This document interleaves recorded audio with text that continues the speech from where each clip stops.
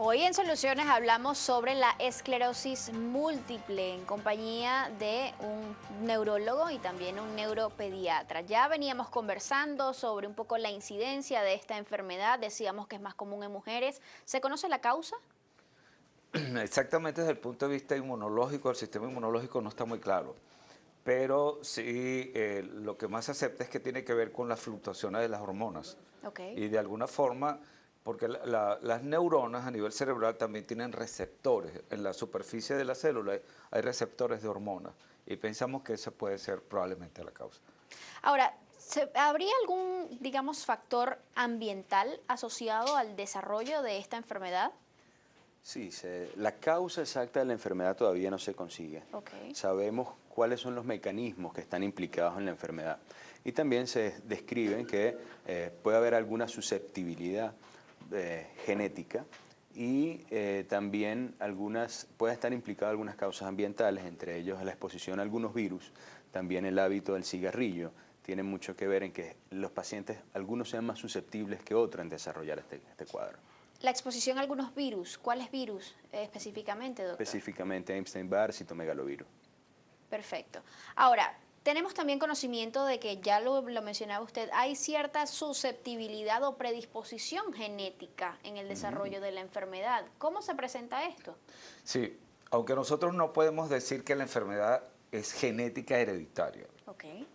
pero lo que se acepta actualmente es que hay ciertos individuos que en sus genes los hace como más susceptibles de desarrollar la enfermedad, pero que tiene que existir un disparador externo, o sea, aquí está el individuo y hay algo en el medio ambiente que dispara la enfermedad. Ese disparador puede ser un virus, puede ser alguno de estos virus que mencionamos, no sabemos muy claro. Y se ha hablado de los virus del herpes, de los virus de la rubiola, del Ok. sarampión. Quizás el que más se ha identificado sea el virus del herpes, pero el punto es que se requiere la predisposición genética y que haya algo que lo dispare. ¿Cabe la posibilidad, doctor, de que otras enfermedades autoinmunes puedan contribuir a, digamos, detonar la esclerosis múltiple? Es bien difícil realmente que Ok. convivan dos enfermedades autoinmunes juntas. Lo que pasa es que sí se pueden confundir. Muchas veces tenemos pacientes y de ahí lo interesante de hacer un buen diagnóstico o hacer un diagnóstico diferencial, porque pudiera confundirse. Por ejemplo, hay pacientes que tienen lupus y muchas veces las características neurológicas de esa enfermedad pudiera confundirse o ser un distractor, ¿ok? Para enredar el diagnóstico de la esclerosis múltiple. Aparte Pero que del convivan lupus, juntas es raro. aparte del lupus, ¿con qué otras patologías pudiera ser confundida a veces la esclerosis múltiple? Sí, eso es bien interesante porque es una enfermedad que es la gran imitadora. ¿Okay? Puede imitar o simular un ACV, o sea, una trombosis cerebral, puede simular infecciones, puede simular otras enfermedades autoinmunes como el lupus. Y de hecho, nosotros, y el gran problema que tenemos con esta enfermedad es que no tenemos una prueba que usted diga, se hace un examen de sangre y si esta prueba positiva tiene esclerosis múltiple o no lo tiene. No existe. No existe como para otras enfermedades. Es decir, no es una enfermedad de fácil diagnóstico. No, no, de hecho no lo es. De hecho tenemos unos criterios que se llaman los criterios diagnósticos de McDonald y nosotros vamos viendo los síntomas, aquí está lo que le encontramos cuando lo examinamos, aquí está lo que encontramos en la resonancia, aquí está cuando sacamos líquido de la columna y hacemos el estudio de líquido cefalorraquídeo y luego que tenemos esto y descartamos que no tiene otra enfermedad, es cuando decimos tiene esclerosis múltiple. ¿Cuánto tiempo más o menos se tarda todo esto? Bueno, todo depende de cada paciente y de las condiciones que estén alrededor de este paciente, ¿no? Pero en buena lid, con una buena resonancia magnética, podemos hacer un diagnóstico precoz, un diagnóstico rápido. Ok. ¿Es frecuente recibir, digamos, para ustedes en su consulta, pacientes con esta patología y que ya lleguen con un grado, digamos, avanzado de esclerosis múltiple? Sí, cada vez menos. Afortunadamente. Afortunadamente, sí. Desde hace más de 10 años hay una campaña de la Sociedad Venezolana de Neurología, el grupo de esclerosis múltiple de la Sociedad de Neurología, conjuntamente con el Seguro Social, que lo representamos nosotros, y es de educación médica continua. y hemos logrado reducir, y eso sí lo tenemos bien registrado y documentado, que anteriormente el paciente podía pasar entre 1, 5 y 10 años para diagnosticarse. Eso ahora es meses. Y es simplemente porque el médico piensa en la enfermedad y hace los estudios respectivos para descartarla Por o para acá, confirmarla. eso es importante saberlo. Hay mucha participación a través del Twitter, muchos de estos comentarios tienen que ver específicamente con el tratamiento, de eso vamos a hablar en detalle un poco más adelante, pero queremos ir abordando el punto desde ya para no dejar nada de esto por fuera. Tania Cristancho nos dice, por ejemplo, soluciones esclerosis múltiple, la rehabilitación física es clave para la enfermedad en el lugar y Fundaprocura es el lugar ideal. ¿Qué opinan ustedes de este punto, la rehabilitación física? Es importantísima la rehabilitación física en el paciente y hacerlo de manera precoz para evitar en el tiempo la discapacidad física.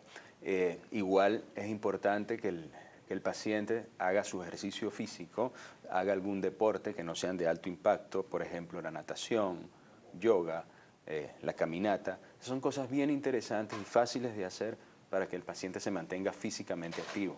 Adelante, doctor. Sí, muy interesante el comentario de la señora Cristancho, porque fíjese, los fármacos que después vamos a hablar, los fármacos son para detener la enfermedad, para frenarla, pero los fármacos no le van a restituir funciones que usted haya perdido. Me explico, si la persona tiene debilidad para caminar, un brazo o una pierna están débiles, ninguno de estos fármacos va a hacer que usted recupere la fuerza en ese brazo o esa pierna. Eso es una parte, la otra parte es la rehabilitación. La rehabilitación aquí es tan importante como el tratamiento con fármacos. Ella también nos pregunta, ¿qué tan efectivo es el tratamiento con células madre para estos pacientes? Adelante, Sí. doctor. Bueno, bien interesante. Las células madres son el futuro, pero no el presente. Es decir, hay ya varios protocolos a nivel mundial y de hecho nosotros hemos enviado 4 o 5 pacientes para uno de esos protocolos en Israel, pero son de investigación. El paciente tiene que saber que está entrando en un protocolo de investigación que puede resultar o no, que puede ser bueno o no. Pero esos son unos centros mundiales. Lo que se está haciendo aquí en Venezuela no tiene ninguna base científica. Esos trasplantes de células madre que se están ofreciendo acá, eso no tiene ninguna base. Lamentablemente, le voy a decir que está perdiendo su tiempo y su dinero. ¿Y a dónde podría acudir una persona que quisiera iniciarse en este tratamiento con células madres para esclerosis múltiple? No, nosotros podemos canalizarlos, porque hay centros, por ejemplo, este que es en Israel, se evalúa el paciente en Israel, se extraen las células madres, las células, se cultivan las células, eso tarda 3 meses. Y a los 3 meses se colocan las células, se le inyectan al paciente en Austria o en Suiza, que es algo bien complejo y caro. ¿Y constituye esto una cura definitiva para la enfermedad? No, aún no es la cura.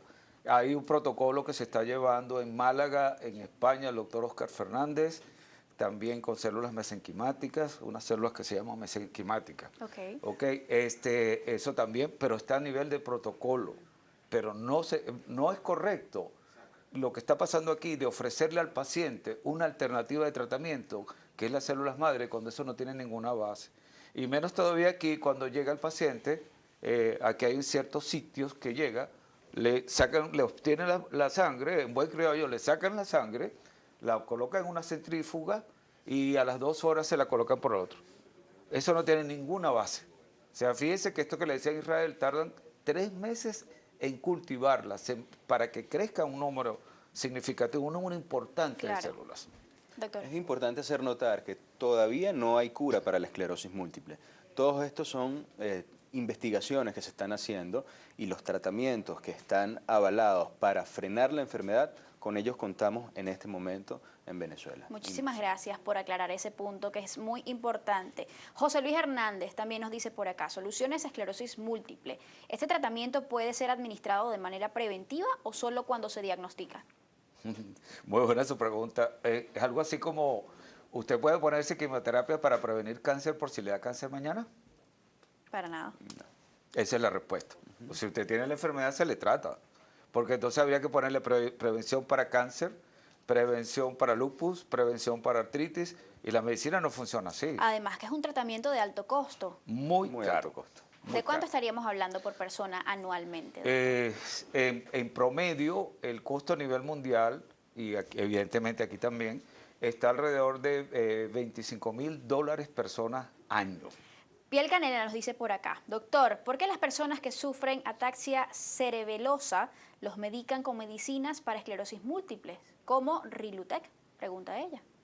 No, ahí está, no, tiene una confusión. Una pequeña confusión. El, Pasamos. el paciente que recibe Rilutec, que es el nombre comercial, el producto se llama Rilusolid, Okay. se usa para una enfermedad que se llama esclerosis lateral amiotrófica, que lo único que tiene en común con esclerosis múltiple es esclerosis, el nombre.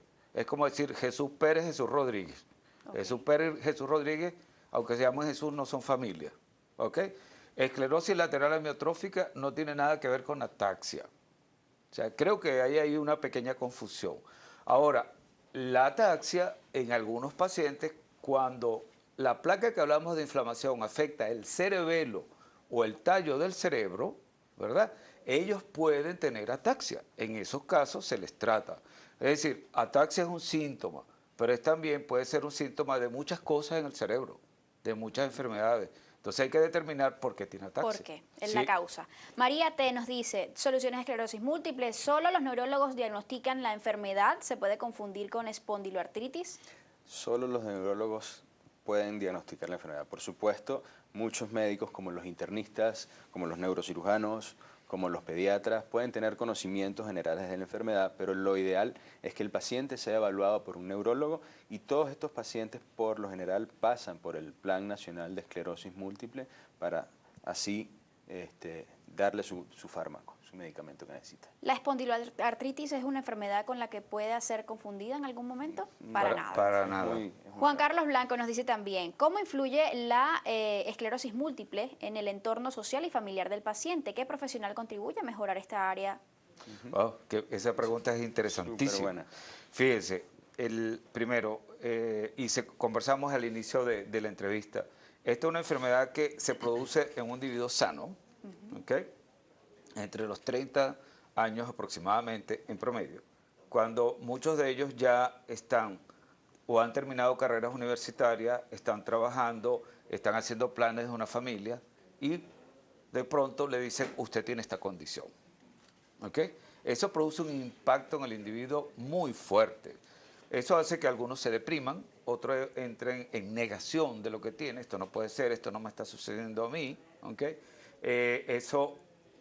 Algunas veces incluso retarda un poco el inicio de tratamiento. Entonces, si esta condición no se maneja correctamente, algunos de estos pacientes van a terminar desempleados y con limitación física. La historia natural de la enfermedad en 15 años, si el paciente no se trata, si no se coloca ninguna medida que modifique el curso de la enfermedad, en 15 años el paciente puede estar en una silla de ruedas, 15 a 20 años. Eso no es así ahora. Ahora podemos y tenemos con qué ayudarlo. Entonces esto da un impacto psicológico, emocional, desde el punto de vista económico, social, la familia entra en shock. Es como que el papá y los padres dicen, mi hija, a los 30 años, pero si mi hija se acaba de graduar. Claro. ¿Y cómo que le diagnostican En plena etapa productiva. Sí, es súper interesante cómo se comporta todo el entorno del paciente, sobre todo cuando trabajamos con niños también. Paciente de apenas 15, 16 años que está comenzando su vida y le haces un diagnóstico tan importante como una esclerosis múltiple que tiene que usar un tratamiento de por vida. Entonces hay que trabajar con todo el entorno, hay que trabajar con toda la familia y de ahí muy importante el trabajo que tiene el psicólogo, que muchas veces trabajamos de la mano con un psicólogo para poder ayudar a todo el núcleo familiar. ¿Cursa, doctor, esta enfermedad, hablando de niños, de igual forma en la población infantil que en la adulta? ¿Con la misma sintomatología? Las características clínicas son básicamente iguales. La diferencia en el niño es que cuando vamos a hacer el diagnóstico, los estudios imagenológicos, la resonancia magnética muchas veces no se comporta de igual manera a como se comporta con los adultos. De ahí la importancia de conocer cómo es este cuadro en edad pediátrica, que es muy diferente cuando hablamos en cuanto a la parte de resonancia magnética, cómo se puede comportar en un adulto. Aparte que en niños tenemos otras enfermedades diferentes a las que se presentan en adultos que se pueden confundir con la esclerosis múltiple, como una encefalomielitis aguda diseminada, por ejemplo, que es el gran que es el que nos hace más confundir con una esclerosis. Yesmar Soto nos pregunta, ¿qué síntomas son los más comunes hoy en día? Recomendaciones para las personas en casa. Estas interrogantes las respondemos al regreso de esta pausa. Los dejamos con un pequeño material que habla sobre la alimentación para personas que cursan con esta patología. Allí lo tienen y ya regresamos. Es aconsejable